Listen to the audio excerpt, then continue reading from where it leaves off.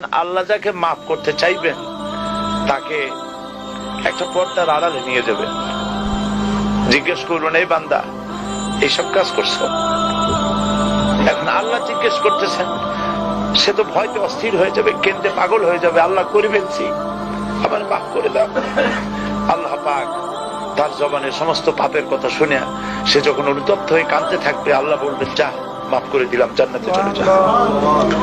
এইটা হচ্ছে হিসাব ইয়াসির। আল্লাহুম্মা হাসিবনি হিসাবান ইয়াসিরা। কাবা শরীফ মানুষ যখন তাওয়াফ করে, এই তাওয়াফের ষষ্ঠ তাওয়াফে একটা দোয়া আছে।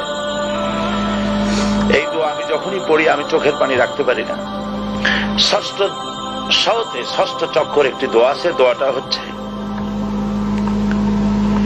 আল্লাহুম্মা ইন্না আলাইয়া হুকুকান কাসীরান ফীমা বাইনি ওয়া বাইনাক। আয় আমার রব, তোমার সাথে আর আমার সাথে অনেক দেনা পাওনা আছে, আর তোমার বান্দাদের সাথেও আমার অনেক দেনা পাওনা আছে।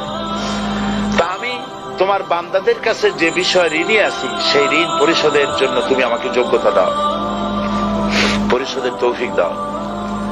আর আমার কাছে তোমার দেনা আছে, তা আমার কাছে তোমার যে দেনা আছে সব দেনা তুমি শোধ করে দিয়েছো।